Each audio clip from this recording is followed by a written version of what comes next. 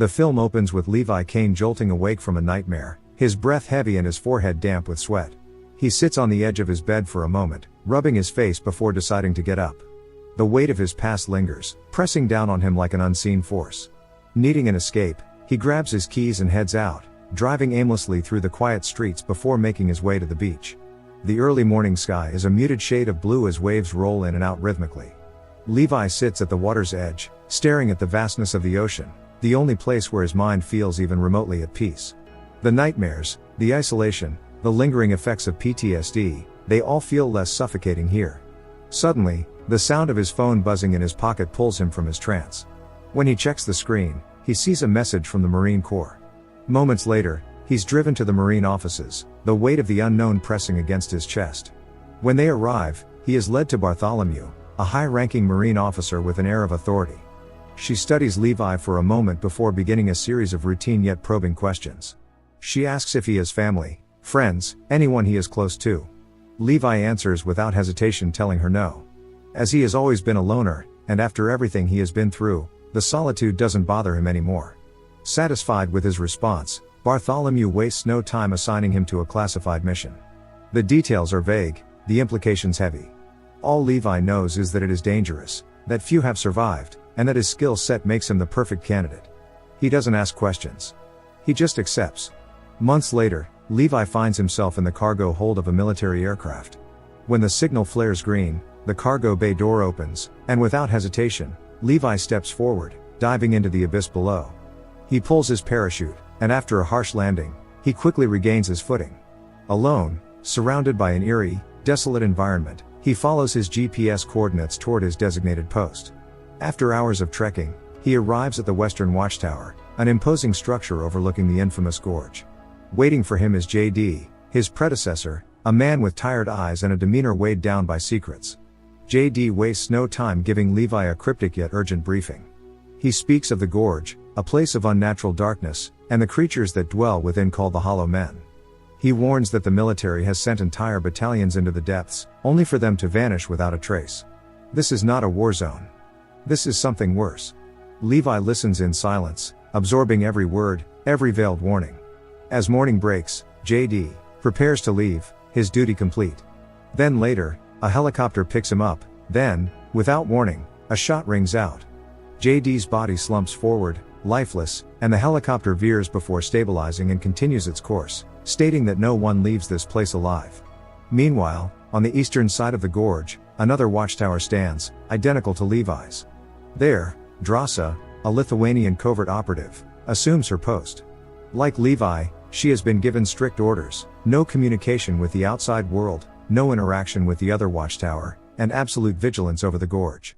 The isolation is immediate, the weight of their situation settling in as they both adapt to their new reality. Days pass. Then weeks.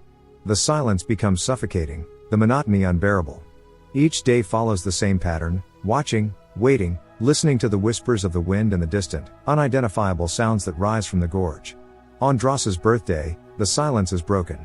She holds up a sign from her watchtower, a simple message scrawled in black marker. It is an attempt at connection, a small rebellion against the imposed isolation. Levi hesitates before responding in kind, writing his own message and holding it up for her to see. A cautious exchange begins, words scribbled on boards, moments of quiet companionship that slowly chip away at the loneliness. That night, Drasa plays music from her watchtower, a defiant celebration of her birthday. She gestures for Levi to dance with her. He declines, admitting through another sign that he's a terrible dancer but an excellent shot. To prove it, he raises his rifle and with perfect precision, shoots Drasa's champagne bottle. Drasa laughs, shaking her head at his idea of a gift. Their moment of connection is abruptly shattered when Drasa spots movement in the gorge. A figure begins scaling the wall near Levi's post. She frantically signals him to look. Levi turns and sees them, the Hollow Men. He doesn't hesitate. His training kicks in as he raises his weapon and fires, the first shot hitting its target, but more are climbing. He quickly activates the explosives planted along the perimeter, and a series of controlled detonations send creatures plummeting back into the abyss. Drasa joins the fight from her side, unleashing bursts of machine gun fire. One of the creatures attempts to leap onto her watchtower. She fires, the force of her shot sending it spiraling back into the void, but not before a fragment of bullet grazes her shoulder. She stumbles back, gripping the wound. Levi sees the struggle and shifts his fire, covering her until the last of the creatures retreat into the darkness below. The next day, Levi repairs the damage, reinforcing the fence and resetting the explosives. Another month passes. The tension lingers, but so does the fragile connection between him and Drasa. On Christmas Eve, Levi places a small tree on his side of the watchtower, a quiet attempt at festivity. He holds up a sign, "Merry Christmas." Drasa smiles and responds in kind. Later, they find another way to pass the time, playing chess, each move written on a board and displayed across the gorge. 2 months later, a letter arrives for Drasa. She reads it in silence, her expression unreadable, but Levi sees the pain in her eyes. When he asks what's wrong, she finally writes a response. Her father has died from cancer. She is alone in her grief, and for the first time, she admits she wishes she had someone with her. The next day, Levi makes a decision. He sets up a makeshift anchor system, shooting a line across to Drasa's side. When it latches onto a sturdy tree, he grips the rope and asks if she would allow him to visit for dinner. She hesitates, then nods. That night, Levi crosses the divide, swinging from his side to hers. When he lands, they stand face to face for the first time. He hands her a small bouquet of flowers, freshly picked from his makeshift garden. A quiet moment passes between them, unspoken but understood. Over dinner, they talk, sharing details of their past that had remained hidden behind written words.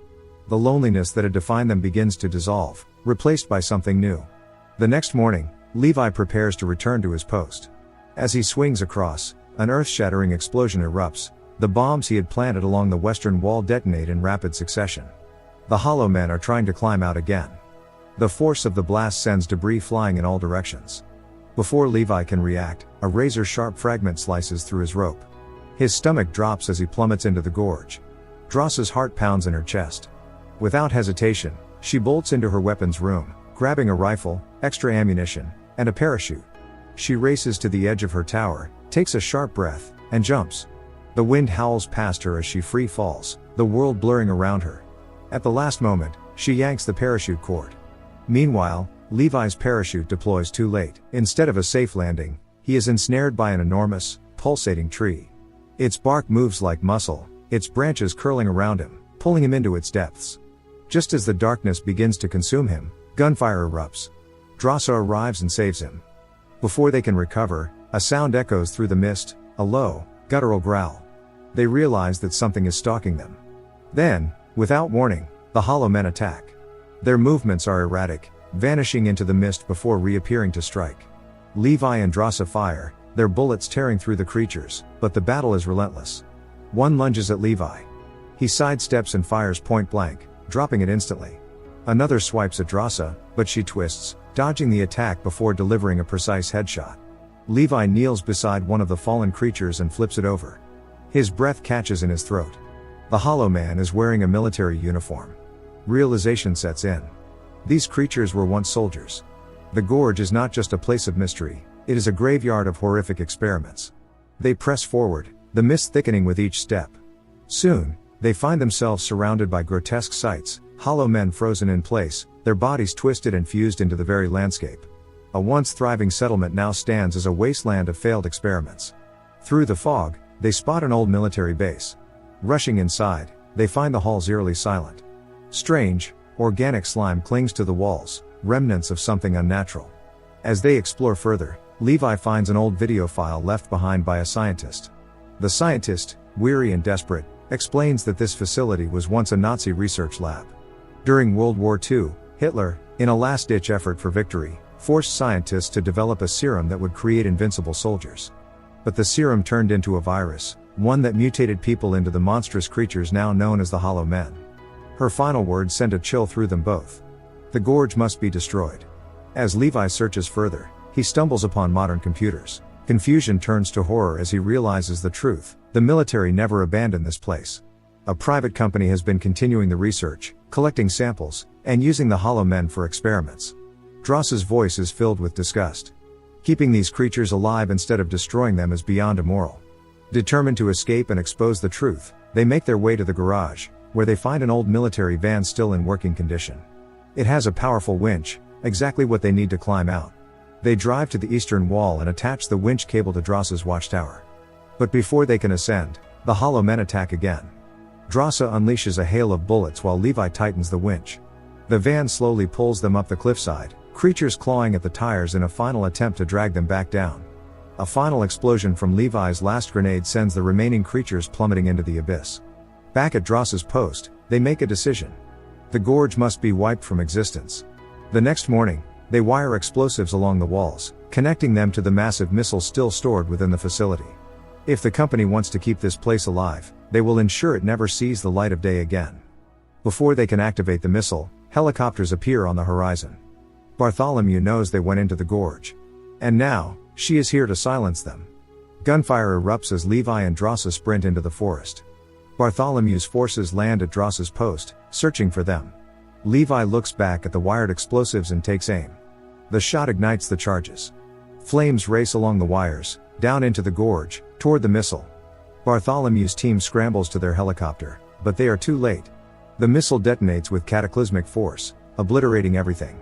The entire gorge collapses inward, swallowing the watchtowers in fire and rubble.